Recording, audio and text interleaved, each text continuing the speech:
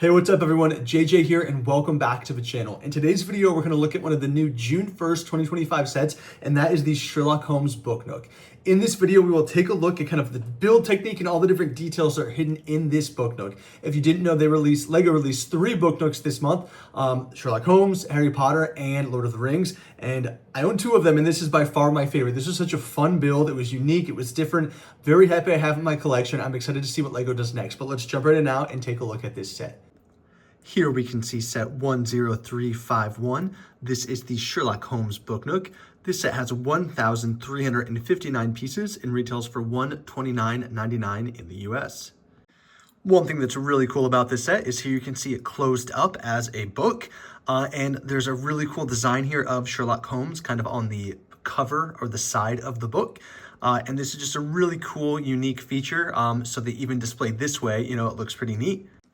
And also displayed kind of looking into the book Nook, we get a pretty cool design here for Baker Street, and we can see all the different elements and builds that are there. But of course, what really makes this set stand out is it opens up, so you can actually display the cityscape here as well, and not just looking into the book Nook display. This set comes with 5 minifigures, and I think they did a really good job with the detailing for each of these minifigures, and I'm happy with the characters they selected as well. Of course, this set comes with Sherlock Holmes as well as a magnifying glass. Looking at this minifigure, I think the face print works quite well, and I really like the torso printing as well there with the clock. And I like some of the different detailings there around the collar with his jacket. And I like the hat piece as well as the shorter cape they've included with this minifigure. Of course, we also get a minifigure for Dr. Watson, and this is another minifigure that I really like. I like the color they used for the skin tone, and I really like the use there of both the glasses as well as the mustache on the face print. And again, I like the detailed torso printing here with kind of the vest, the jacket, as well as the bow tie. I like the inclusion there of the magic wand from Harry Potter as kind of the walking stick. Here you can see he also carries a briefcase, and inside of that briefcase, there is a dog treat. Now, while I have not read every Sherlock Holmes book, what's really cool is in the instructions, they kind of reference various Sherlock Holmes mysteries and novels. And here we can see what's the dog biscuit doing in Dr. Watson's briefcase. Perhaps it's left over from his adventure in The Hound of the Baskervilles, which is one of the Sherlock Holmes novels that I've read. So as we look at this build, I'm also going to reference kind of some of the hidden details and what mysteries they might relate to. The next minifigure is Irene Adler. She's a former opera singer. And she impresses Sherlock Holmes in A Scandal in Bohemia, which is not a Sherlock Holmes novel that I've read. But looking at this minifigure, again, I really like the torso print, and I like they continue the printing down there to the skirt piece. And I also like the use of the cape piece. And I think it's really cool they've kind of given her gloves, kind of represents this time period well. And here you can see her alternate, more serious facial expression. This is the first minifigure we've looked at with an alternate face print, as both Watson and Holmes don't have alternate face prints because their hats do not fully cover the back of their head.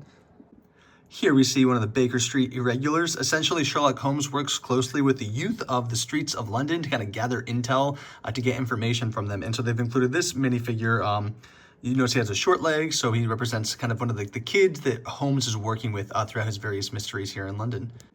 And there we can see the alternate face print. In general, this is a very generic Lego City face print, but it works for a generic random kid in the city of London working with Sherlock Holmes. And looking back here at the front again, I will say I really like the color combination they've chosen for this character. That dark blue looks really nice with the tans and browns.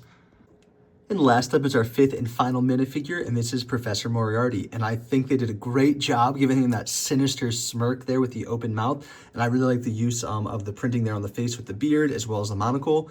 I do wish he had leg printing. I think that would kind of bring the suit together, but I do like the printing here on the torso and the use of the kind of the dark blue there for the gloves and the hands, as well as the 2 cape pieces. And the top hat works well for him. Now let's take a look at the builds and the various secrets hidden within the Sherlock Holmes book Nook. Like I said before, you can have the book Nook closed up here, and what is neat is also kind of the sides look like pages, so it really looks like we're looking at a Sherlock Holmes book, and when you open it up, that's where the story and adventure unfolds. Here in the middle, there's going to be multiple connection points, kind of to allow the hinge pieces to make the structure, pretty secure, and it stays attached pretty well. I haven't had any issue with it coming detached. Now looking here, this is a very thin build when it's opened up. If you see, it's not very wide, but they did a really neat job with lots of detailing and kind of little secrets hidden in there. Here we can see kind of the first shop, which is the elementary bookshop. What's cool is when you open up this door, of course, you know, you can't really walk inside because it's so thin, but there are some sticker pieces there for various books. And what's cool is the instructions tell us that these are kind of reminiscent of some of the early Sherlock Holmes stories. And like I said, the instructions just does a really good job kind of expanding on the lore that you may or may not know about Sherlock Holmes as you're going through the build.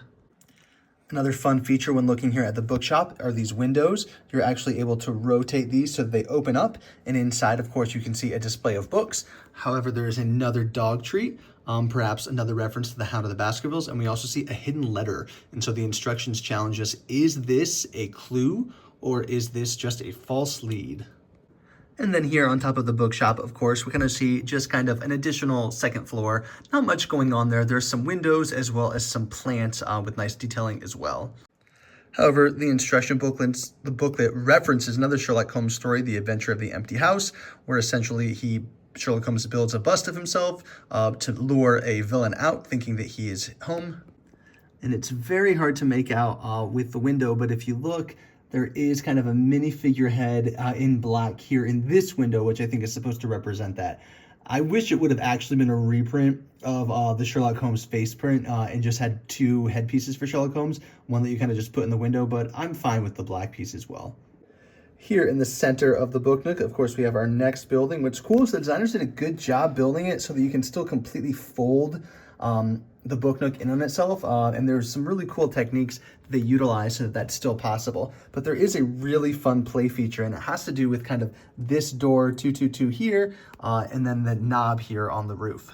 Essentially, with that knob there on the roof, you're going to have to twist that, and that is going to allow the door here to open up. And this serves just as a good hiding space for Moriarty, which is quite fun, so we can kind of disappear. It would have been cool if he somehow could have been, deposited through the back of the building, so that, he's here, and then you kind of close the door and reopen it, and he's gone. I would have liked a play feature like that just to show him escaping.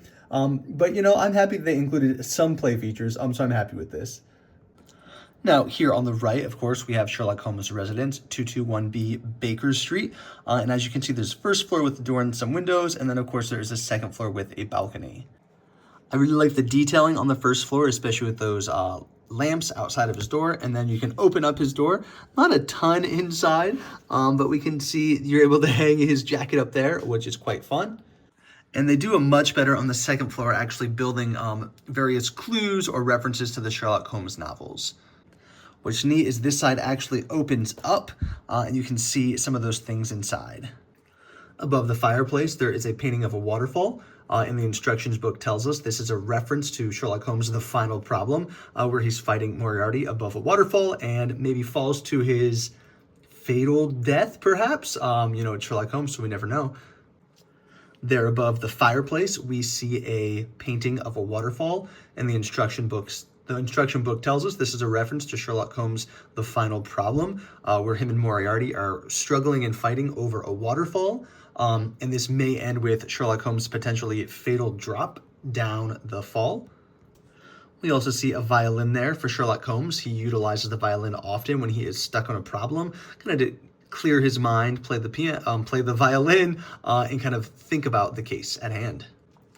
Here we can also see Sherlock Holmes' clue board, which is a sticker piece here for just some of the various things that he's encountering. And the instructions tells us, if you look there at the left at that cipher, that those 4 images are spelling out a word, and for you to think about what is that word that is being spelled out.